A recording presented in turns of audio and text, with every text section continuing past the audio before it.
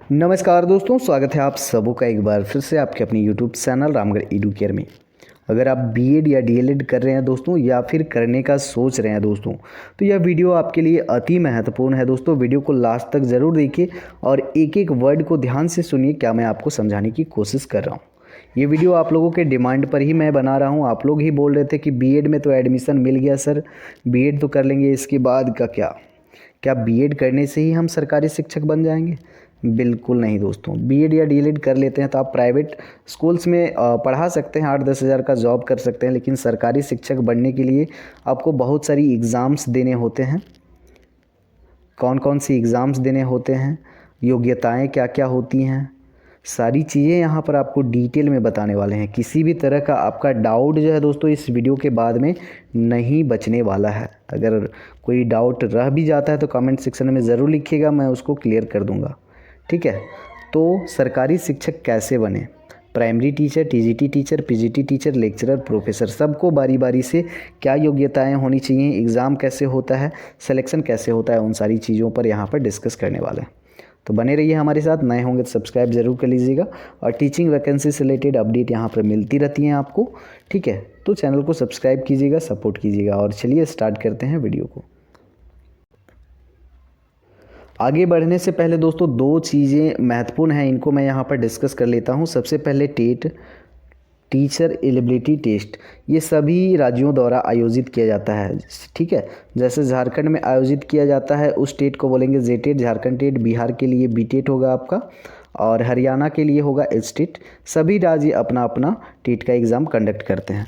और राज्य स्तर पे अगर आपके राज्य पे कोई वैकेंसी निकलता है प्राइमरी के लिए, प्राइमरी टीचर के लिए, ठीक है, तो उन प्राइमरी टीचर के वैकेंसीज़ के लिए आपको टेट का एग्ज़ाम क्वालिफाई होना अनिवार्य है। आप अगर टेट क्वालिफाई हैं तभी प्राइमरी टीचर के लिए एलिजिबल होंगे दोस्तों। अपने राज्य के लिए मैं बात कर रहा हूँ। ठीक है, झारखंड से हैं तो आपको जेटेट क्वालिफाइड होना चाहिए, बिहार से हैं तो बीटेट, हरियाणा से हैं तो एचटेट।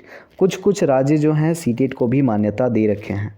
अगर सेंट्रल लेवल की बात करें तो सीटेट आपको क्वालिफाई करना होगा। सेंट्रल लेवल पे जो भी वैकेंसीज आएंगी, जैसे आपका एनवीएस हो गया, नवोदय विद्यालय का हो गया, केंद्रीय विद्यालय का हो गया, आर्मी पब्लिक स्कूल का हो गया, और भी बहुत सारे सेंट्रल लेवल के जो वैकेंसीज आते हैं उनके लिए प्राइमरी टीचर की अभी मैं बात कर रहा हूँ, उनके लिए आपको सीटेट क्वालिफाई होना चाहिए।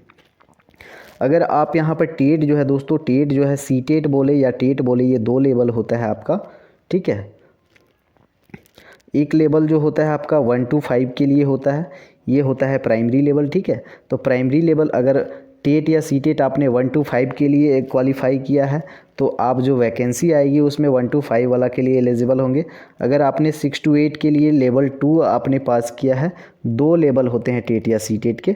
ठीक है, तो ये दूसरा लेवल 6 to 8 के लिए होता है। अगर आपने दूसरा लेवल पास किया है तो आप 6 to 8 के लिए जो भी वैकेंसी आएगी उनके लिए आप एलिजिबल होंगे। ऐसा नहीं है कि सीटेट या टेट पास कर लिए तो आपको नौकरी मिल जाएगी या जॉब लग जाएगी।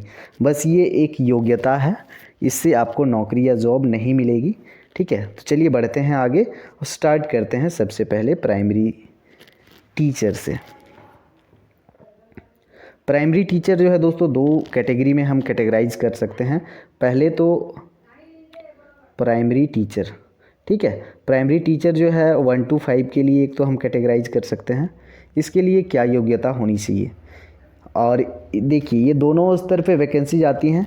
राज्य सरकार अपने राज्य में वैकेंसी निकालती हैं, उसके लिए आपको वेट करना होता है, बहुत ही पेशेंस बना करके तैयारी कंटिन्यू करते हुए आपको रखना होगा। उसके बाद में काफ़ी वेट करना होता है। अगर आपका लक अच्छा है, अगर आपने जस्ट बीएड कंप्लीट किया और तुरंत वैकेंसी आ जाती है तब तो बहुत सही है, नहीं तो फिर बहुत लंबा समय के बाद भी ये वैकेंसी आती हैं।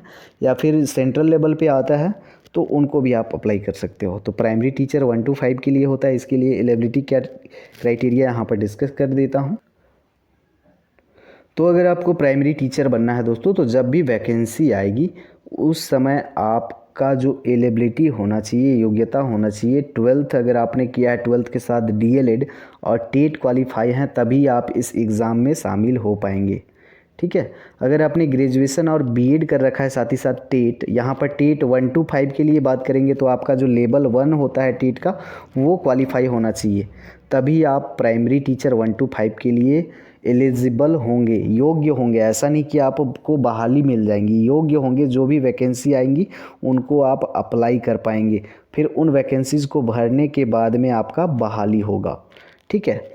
और कुछ जो वैकेंसी आते हैं उनमें रिटेन एग्ज़ाम के बाद में इंटरव्यू डेमो भी होता है, जैसे केंद्रीय विद्यालय का आता हो उसमें, तो उनके लिए अलग से मैं बताऊंगा। यहाँ पर अगर अपर प्राइमरी की बात करेंगे तो अपर प्राइमरी में भी सेम है। अपर प्राइमरी जो होता है 6 to 8 के लिए होता है, ठीक है, 6 to 8 क्लास के लिए होता है दोस्तों। तो इसमें भी अगर आपने डीएलएड कर रखा है और टेट का लेवल 2 पास कर रखा है 6 to 8 के लिए, तो आप एलिजिबल हैं। या फिर आपने ग्रेजुएशन बीएड या फिर टेट का लेवल 2 आपने पास किया है तो आप एलिजिबल हैं। अपने अपने राज्यों में पता कर लीजिएगा, क्योंकि कुछ कुछ राज्य जो हैं सीटेट को भी मान्यता दिए हैं। नहीं तो अपने राज्य में अगर आपको वैकेंसीज में अप्लाई करना है तो अपना जो राज्य में जो टेट का एग्ज़ाम होता है उसको क्वालिफाई करना होगा। तो प्राइमरी में आपका टेट क्वालिफाई मांगता है दोस्तों। उसके बाद में टीजीटी की बात करें हम लोग यहाँ पर, टीजीटी में यहाँ पर बात करें तो इसमें टेट नहीं मांगता है या सीटेट नहीं मांगा जाता है। इसमें आपका डायरेक्ट वैकेंसी आता है, सीधी नियुक्ति होती है। इसमें जो भी वैकेंसी आता है अगर राज्य सरकार द्वारा या केंद्रीय सरकार द्वारा, तो उसमें अगर आप सीधे ग्रेजुएशन किए हुए हैं, ठीक है, ग्रेजुएशन किए हैं या फिर ग्रेजुएशन के साथ में अगर आपने बीएड की डिग्री की है तो आप टीजीटी टीचर के लिए, ट्रेंड ग्रेजुएट टीचर यानी कि 9 to 10 के लिए आप एलिजिबल हैं दोस्तों।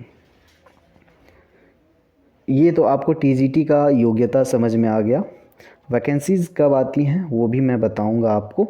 पीजीटी की बात करें यहाँ पर, पीजीटी जो होता है दोस्तों, अगर आपने पोस्ट ग्रेजुएशन किया हुआ है, साथ ही साथ पोस्ट ग्रेजुएशन के साथ में अगर आपने बीएड किया है, तब आप एलिजिबल हैं पीजीटी टीचर के लिए। पीजीटी टीचर बोले तो 11th और 12th के लिए। इसके लिए दोस्तों इसके लिए आपको टेट की आवश्यकता नहीं होती है, सीटेट की आवश्यकता नहीं होती है। ये भी सीधी नियुक्ति होती है, डायरेक्ट एग्ज़ाम होता है। वैकेंसीज निकलने के बाद एग्ज़ाम होता है, एग्ज़ाम के बाद मेरिट के बेसिस पे आपका सिलेक्शन होता है दोस्तों। आगे बात कर लेते हैं दोस्तों लेक्चरर के लिए। कॉलेज में अगर लेक्चरर बनना है तो उसके लिए आपको नेट क्वालिफाई करना होता है, ठीक है। और नेट के बारे में मैंने पहले भी आपको बता रखा है। अगर प्रोफेसर बनना चाहते हैं दोस्तों तो आपको पीएचडी करना होता है। डायरेक्ट प्रोफेसर नहीं बनते हैं, पीएचडी करने के बाद आपका असिस्टेंट प्रोफेसर के रूप में बहाली होता है। उसके बाद आपका प्रमोशन होता है प्रोफेसर के रूप में। और अगर आपने सिर्फ नेट क्वालिफाई किया है, पीएचडी नहीं किया हुआ है, तो सिर्फ आप लेक्चरर ही रहेंगे, प्रमोशन आपका नहीं होने वाला है। उसके लिए पीएचडी करना होगा। और बहुत सारी एग्ज़ाम हैं, सभी राज्यों में अलग अलग बहाली प्रक्रिया है। और जो सेंट्रल लेवल वाले बहाली प्रक्रियाएं हैं टीचर के लिए, primary, upper primary, TGT, PGT, उनके लिए किसी में रिटेन होता है, उसके बाद इंटरव्यू होता है। लेकिन हमारे यहाँ झारखंड में सीधे रिटेन होता है। रिटेन एग्ज़ाम होने के बाद में मेरिट पब्लिश किया जाता है और मेरिट के बाद में बहाली सीधे ली जाती है। इंटरव्यू नहीं होता है, डेमो नहीं होता है। बहुत सारे ऐसे राज्य हैं जहां इंटरव्यू और डेमो नहीं लिया जाता है, लेकिन सेंट्रल लेवल पे होता है। और सभी एग्ज़ाम्स के अलग अलग क्राइटेरिया हैं, तो उनको जानना होगा। और आगे की जो वीडियोज़ आएंगी उनमें मैं बताऊंगा आपको जो केवीएस होता है उनमें क्या प्रोसेस होता है, उसके बाद में एनवीएस में क्या प्रोसेस होता है, आर्मी पब्लिक स्कूल या फिर अभी तो डीएवी शिशु ज्ञान मंदिर, ये सब में भी एग्ज़ाम्स वगैरह लेने लगे हैं, ठीक है। तो सारी जो एग्ज़ाम होते हैं सबके डिटेल आएंगे वीडियो एक एक करके। बस इस वीडियो में इतना ही रखेंगे। और कुछ पूछना है तो कमेंट सेक्शन में पूछिएगा। धन्यवाद।